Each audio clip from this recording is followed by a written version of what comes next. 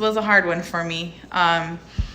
Normally I'm supposed to go for 5 days, but it ended up being 2 more days than I expected, which is fine because that is all over and done with, and I am finally home. What I am doing, I am here playing with all my pills.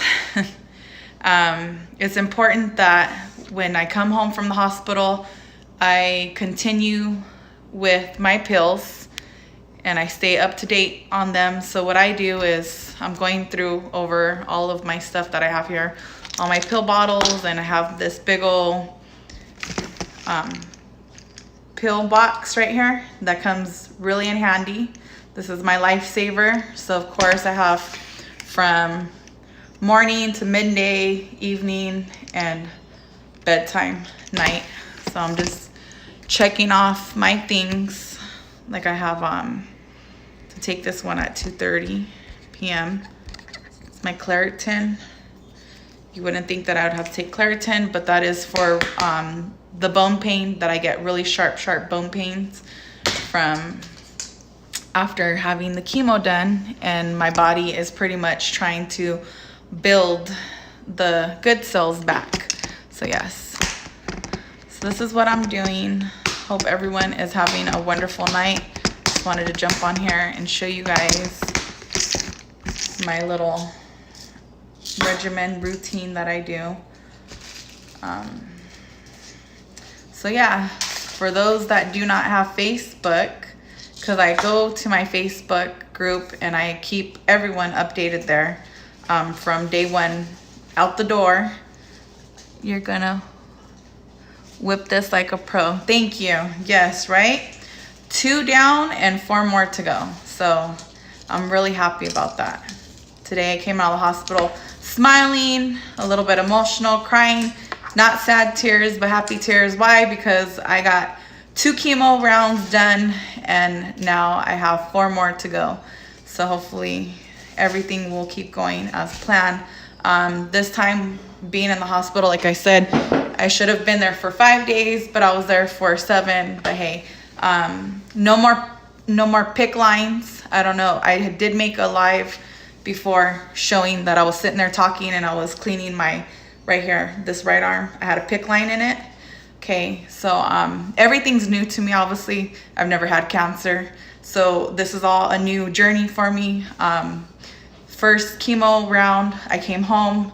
I was experiencing a lot of sharp pains, like in the bone, like on my hip. Like if I barely laid down on the side, it would just freaking hurt like crazy. I couldn't explain it. Some days it would hurt more than others, and then, you know, that was like the first week and stuff. And I had these episodes where I was in the store. Obviously, I can't go walking. I feel like me personally, I feel like I could go walking a mile, but in reality, that's not the case. I could probably walk down the street and freaking pass out or whatever, because I'm not really supposed to be doing too much, you know, but I feel fine. So I'm like, hey, I feel great. So why not? But no, I need to take it easy and just rest and stuff. And so the first time I had these episodes where my ears were ringing real loud, I got hot flashes. I ended up like not being able to breathe. I almost fainted right there in Target. Thank God my mom was with me. As soon as I walked outside, the fresh air hit me and it made me feel a lot better.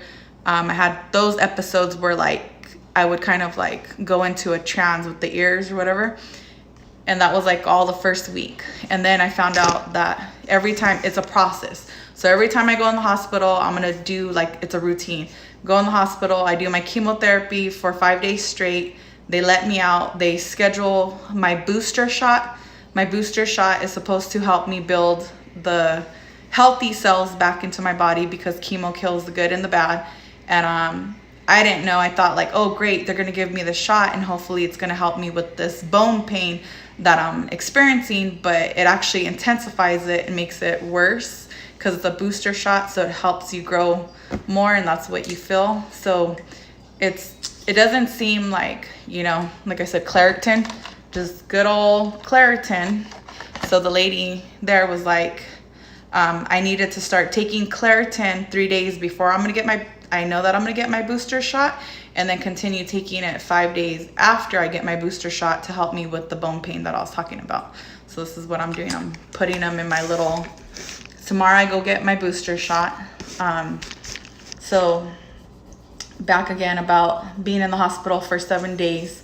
So I had my PICC line, and I have an in-home nurse that comes here and would come and, you know, help me address my PICC line. And she was trying to get the blood to return, and it was being really stubborn and picky.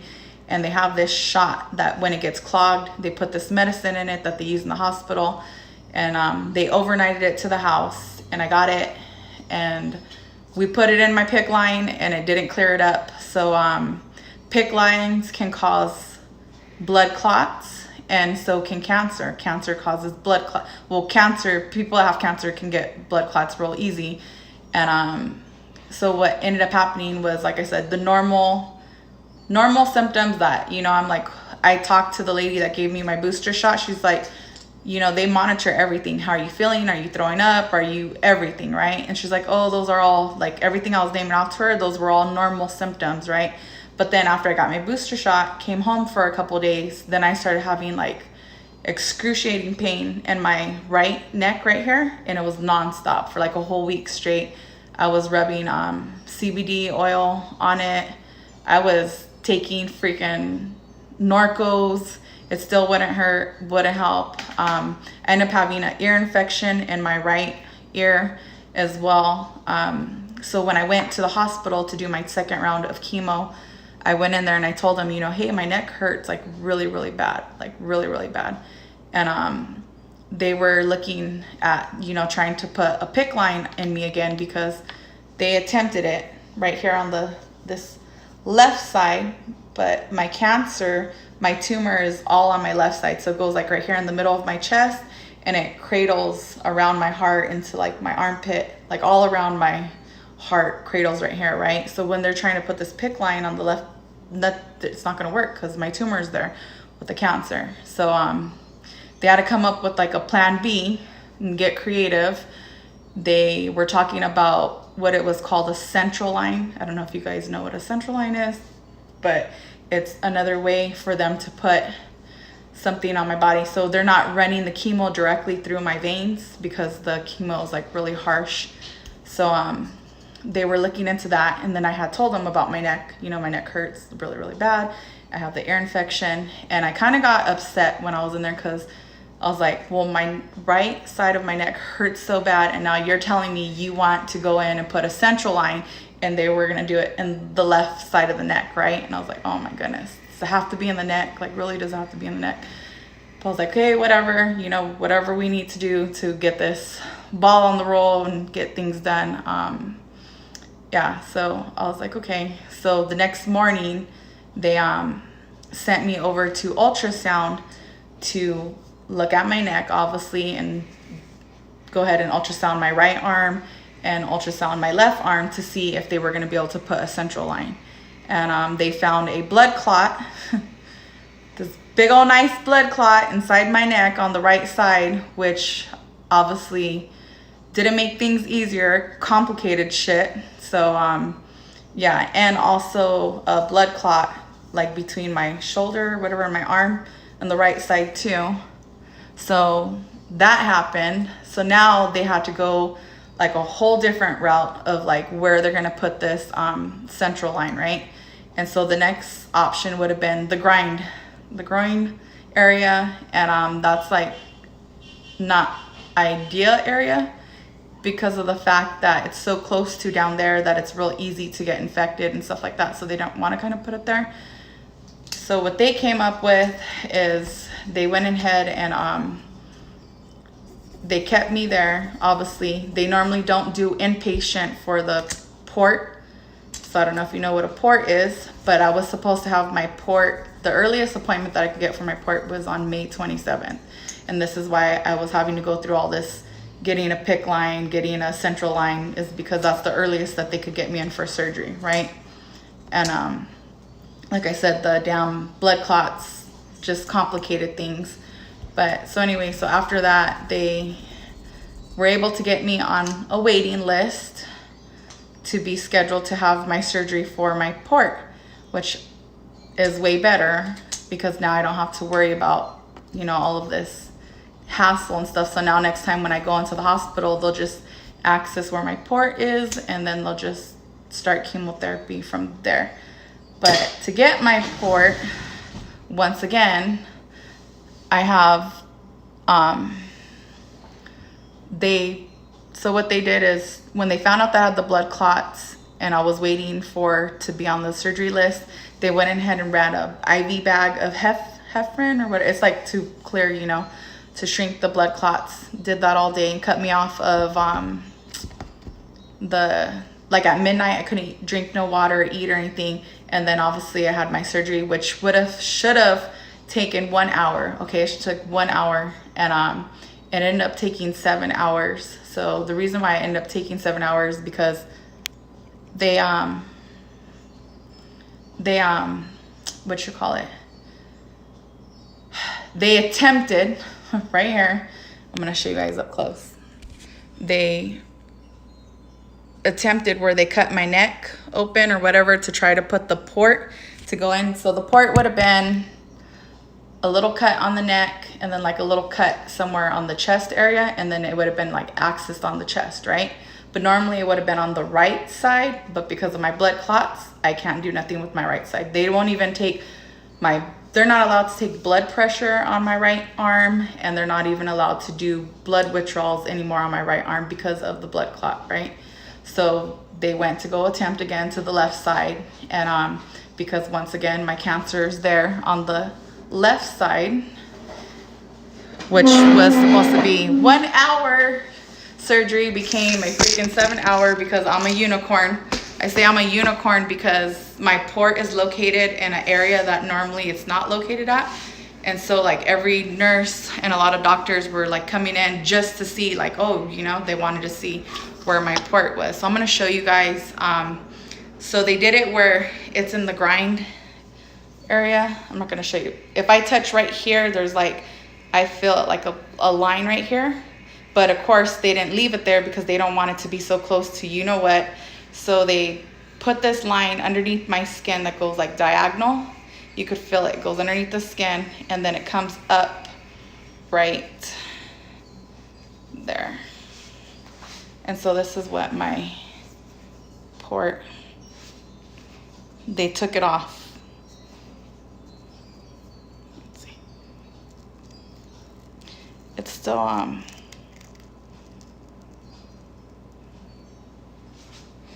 it's like a hole. Looks nasty, I know.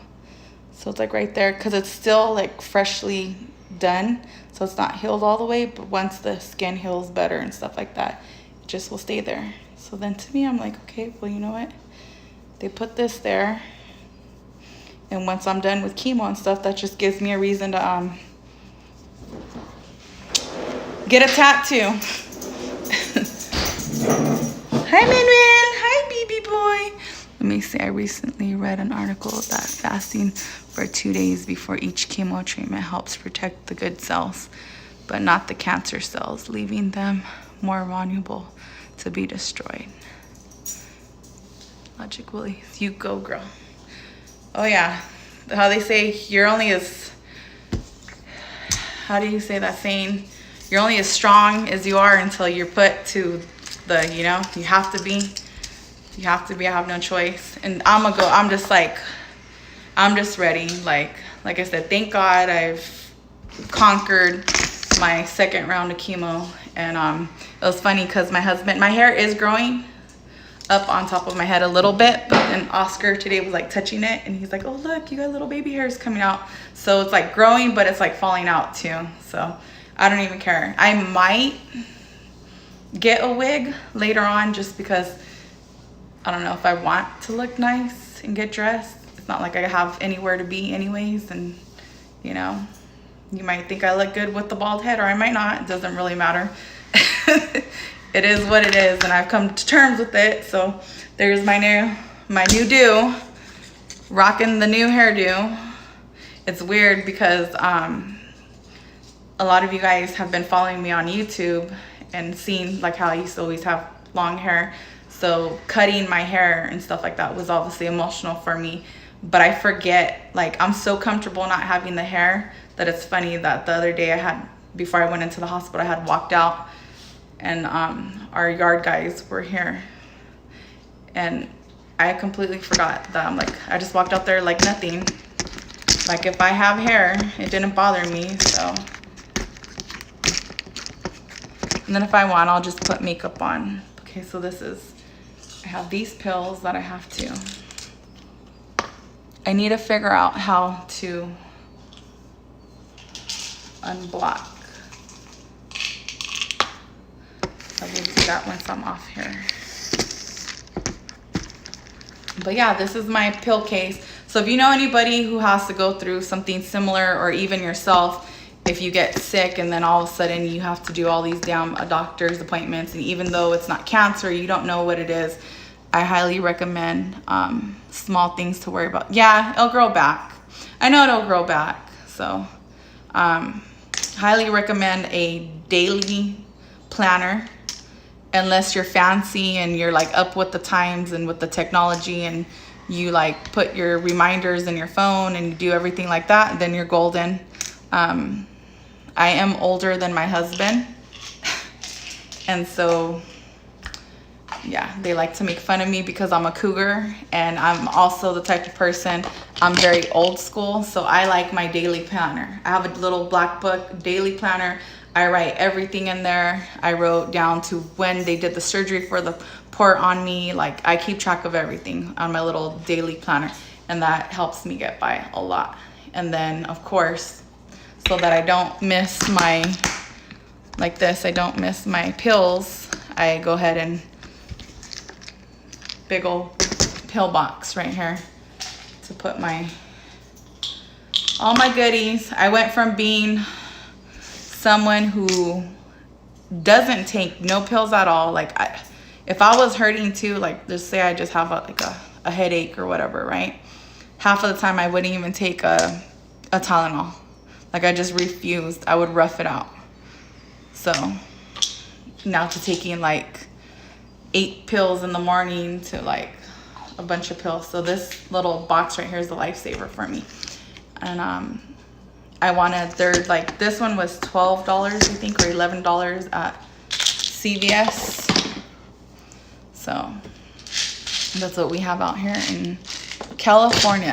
Good old CVS is where I got my big old pill box right here to keep track. These are for my nauseous pills. So I have 2 different kinds. I have one that I can take with water, and then these ones are like, I don't have to have them with water. And then you just put them on the tongue, underneath the tongue or on the tongue. So I'm gonna take the ones. I think I'm gonna take the little pills during the day. They're tiny, super, super tiny. But how's everyone doing, you guys? I hope you're doing well. If you're out on the road driving, be safe. Put those miles in for me, because I really do miss being in the truck. I know it sounds silly, but I know once I'm all better and healed, I will be going back to work like the little workaholic that I am, because I definitely miss driving the truck. And not only that, I miss being with my little family. Right now, Oscar's home, so I'm happy about that. He'll be here with me for the weekend, so that helps. And then, but yeah, he'll take care of me. Hi, Minwin. But yeah, I just wanted to jump on here and show you guys what I was doing. I came home from the hospital and just give you more of like an update of what's been going on with me. This time, like I said, was a lot harder than usual because of the fact that I had a little set behinds with the whole PIC line and versus the central line and the port. But the good news is I finally got the port, and so yeah, so everything should go as planned. So what happens is, obviously I'm home now. I'll be home for 2 weeks, and then I do tomorrow I go get my booster shot.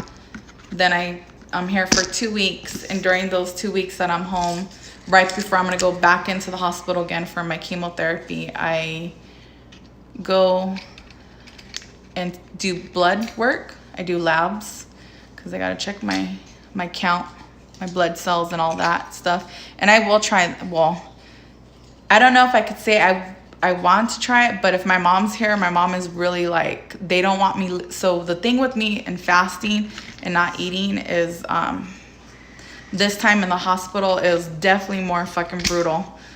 I know I'm cussing. It was definitely more brutal this time of when it came to eating the hospital food. Like the chemo is just 24/7 dumping through the bag. So, and then when they bring the food and I smell the food, it's just, I don't want to eat. And obviously not trying to lose weight dramatically. You know what I mean? I'm trying to lose, I'm losing it regardless. So I'm not trying to drop it where I'm just like, all of a sudden I went from 183 pounds and now I'm like almost skin and bones, because the more that I do the chemotherapy, the more obviously it's going to get harder on my body and stuff like that. I was told too. And I am going to lose weight. And I did notice just from the first round to the second round, it's a lot harder for me to eat. Definitely eat food. So, yeah. And my mom is like on it. My mom's like, how much do you weigh? And she's like, when she's here and taking care of me, she makes me breakfast.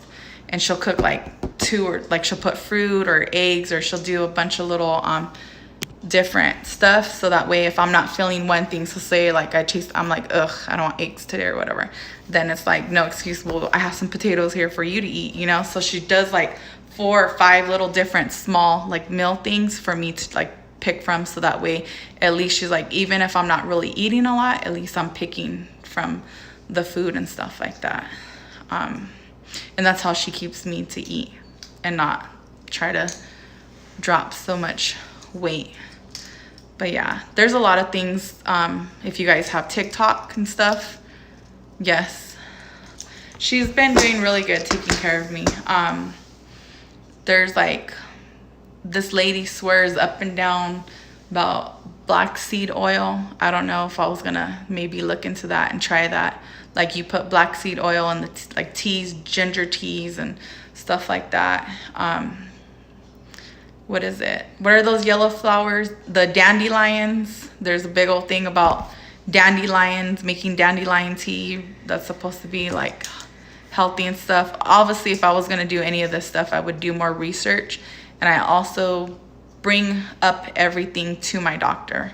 Like I always tell him everything, because if you don't tell them, they're gonna see it. They take my blood work and everything else and be like, what the hell, what are you doing? Like, be like, I don't know, maybe, you know, not that I'm trying to cause more harm, but yeah. So anything that like, I'm all open for suggestions, ideas, obviously healthier way to go about trying to get, dyes are red is great for blood cancers, right? See, the dandelion, like, I'm all open for any ideas, anything that's gonna help, and look into it. I just always just, you know, put it past my oncologist and see what he says.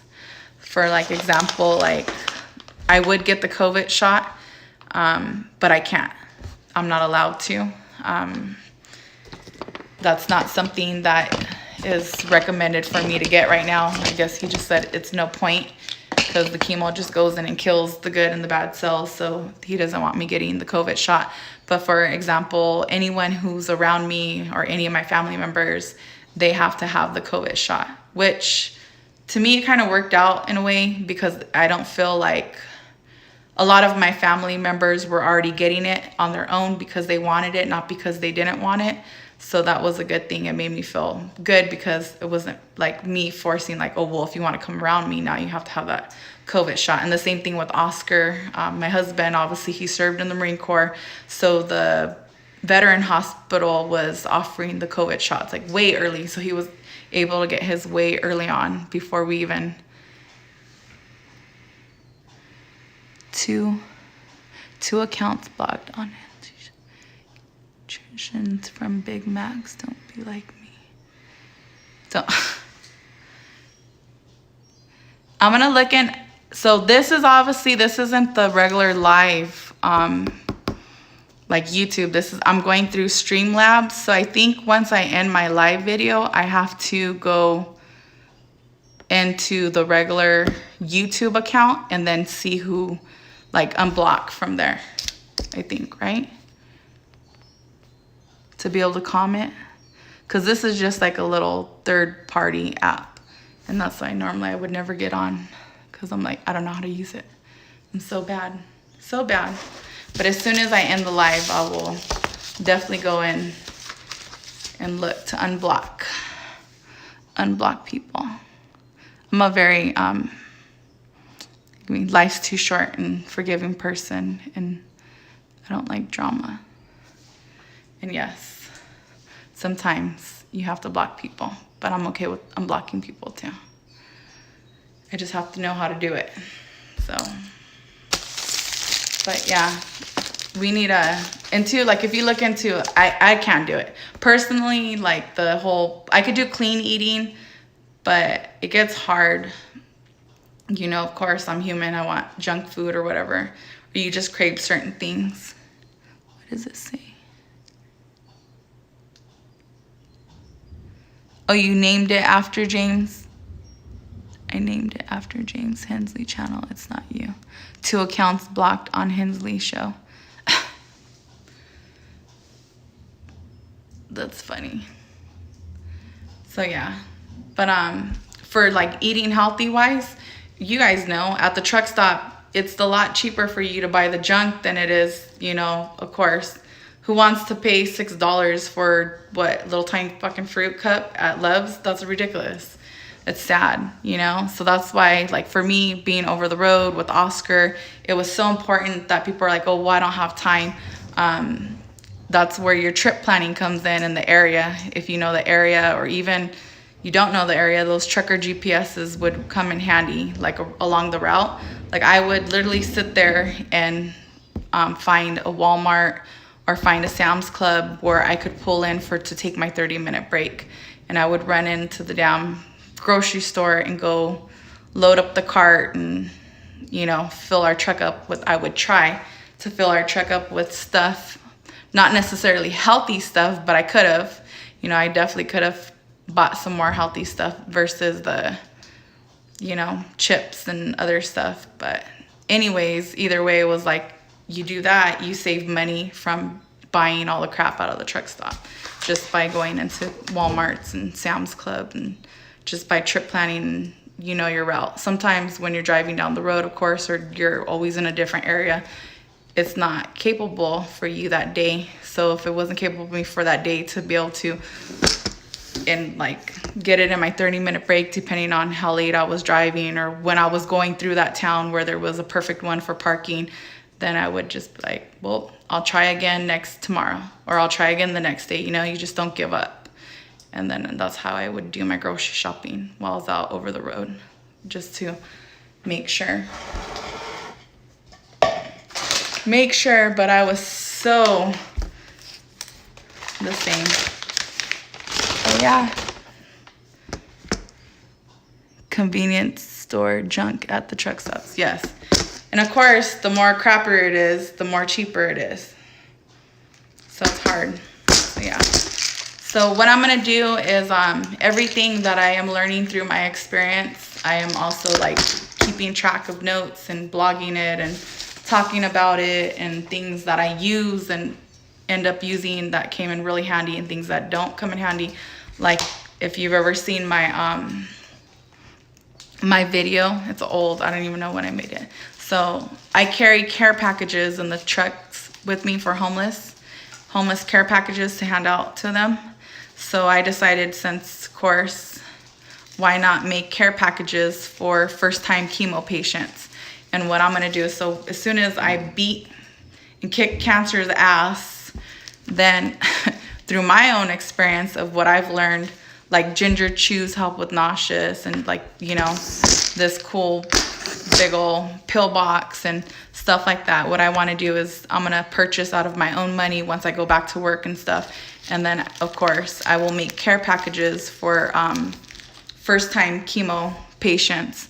And I already talked to the hospital where I'm at, and I told them, you know, if I gave it to them, would they give them to the patients for me? And they said yes. So I'm excited about that. So I get to go based off of my experience and what helped me used and stuff, and be able to get, you know, give back to others always. But that's it. I just wanted to jump on here and let you guys know that I am always in good spirits. I'm happy. I am tired. I've had a long day. I was really excited about getting out of the hospital today, and round 2 is done. Now 4 more to go, and I'm gonna get off here. And you guys have a wonderful night, and I love you guys. And a lot of you guys, I know you guys don't do other social media, you just do, you know, YouTube. But if you do, if you have Facebook, I do have my group on there. It's called Moving Forward, and that's where I do, like, if anything, I just update there all the time, because I have more of my family there. So it's a lot easier for me just to go on. And that's the one thing is, of course, you don't always, just because I have cancer doesn't mean I have to be sad and feeling like, oh my God, or, you know, a lot of times I prefer to spend my days watching movies or laughing or telling jokes, or, you know what I mean, not repeating myself over and over again. So I decided making that group was the best thing, because it can be overwhelming for anyone to be put into a position like mine. And then you have your loved ones that obviously they care, and your friends, and they're always gonna call you or text you, and they ask the same thing: how you feeling, how you you know, they just ask us, they're worried, they care about you. So they're always gonna ask you, like, for an update, you know, what's going on with you. And to me, it was like, okay, there's only so much time and energy that I want to focus and put towards it. And then, like I said, I want to spend my day smiling, laughing, watching movies, or, you know, doing something else, not having to repeat myself 100 times because I have everybody and their mama checking up on me. So that's why I created the Facebook group and called Moving Forward. So if you guys have Facebook, and if you want to add yourself to the group, just go send an invite. It says questions like real easy, like it asks, who's Natalie Hasapadilla? That's obviously me. And then it says like, or do you know Natalie, or do you know Spicy? So that would be me, obviously. Just answer the questions. It's my support group. And then, yeah, that's pretty much it. The questions are real easy. If you just answer the questions like you know me, then I'll accept you. Because with that one, I went into a lot of detail before I even knew that it was cancer. So it goes to the, and the way I did it is every time I went live, so today's the 11th, right? I think today's the 11th. I'm like so bad. May 11th. So every time I go live in there, like I just would put update, and then I would put the date right there. So if you come across one of my live videos on the group, and even though they're like placed out of order on the page, you'll see like, oh, well, she did this update on the 11th, so this is the newest one. Or wow, that update was, you know, February 3rd or whatever. So it takes you down from the first day that I came out of the hospital, and actually, well, a couple days after I came out of the hospital and found out, like they did the CT scans, and that's how we even knew what was going on with me. So, I mean, it goes from me not knowing it was cancer to finding out that it was cancer. I mean, I really broke it down in that group and would just go live, like I said. And the reason why I chose to do that is so that way I didn't have to repeat over and over and over again to my friends and family and my loved ones that, you know, they care. They're just checking up on me and just want to know what's going on. It was the best way for me to handle it, like I said, because it's not that I don't deny that I have cancer already, but I'm also going to beat it. And like I said, anyone who ever has to go through something like this in life, I think everything is, you know, your attitude. And what does my shirt say? Yep. Positive, says positive mind, positive vibes, and positive life. It's always about your attitude. It's just like in trucking, you know, you can have a good day, or you can have a fucked up ass attitude, and then everything that seems to be going wrong can just go to shits, and then you're not gonna have a good day because you've already let that negative attitude get the best of it.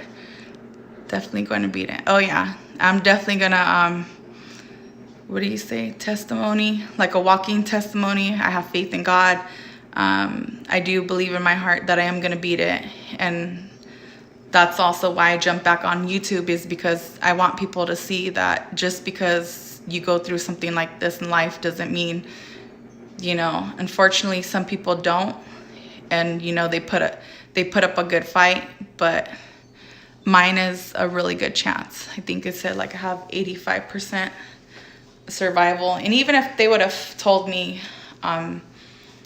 like if I would have went in and they said, oh, well, you know, you have 6 months to live, it's like, okay, to me, I would, no. I do, you know, you just gotta live, or just live your life. Can't be afraid. You can't worry about, you know, if I'm gonna die tomorrow. That's not how I think.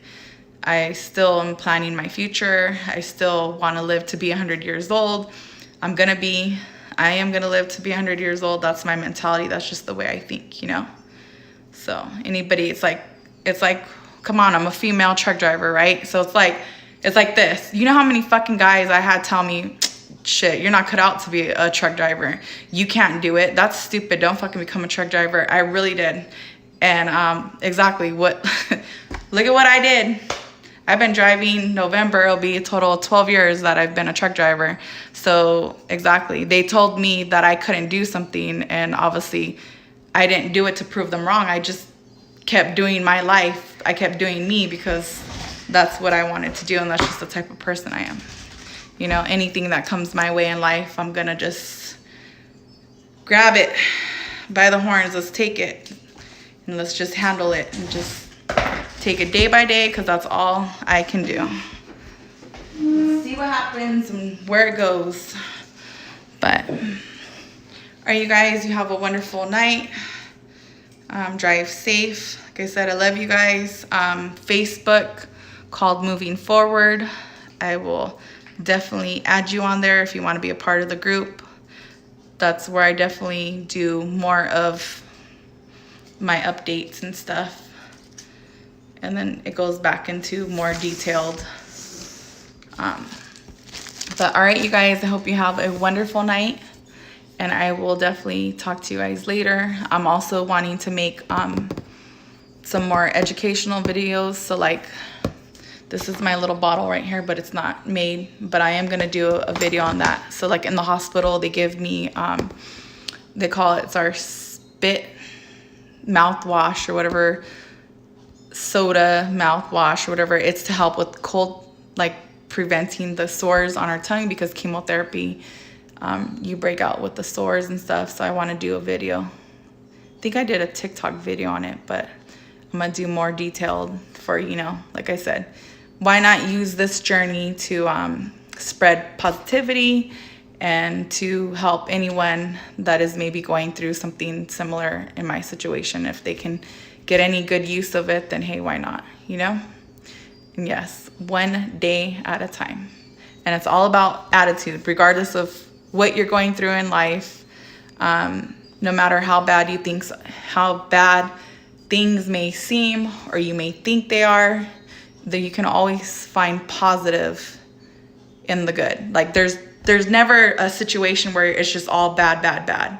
You know, it's what you choose to focus on. So of course, if you choose to focus on all the negative, then you're gonna be blinded. You're not gonna notice that, okay, well, this situation is, yeah, it's not the ideal situation. It's not good, but at the same time, it doesn't mean that there's not good out of it, you know? Obviously, I believe that for whatever reason that I am gonna go down this journey, of course, I look at it more as a positive way.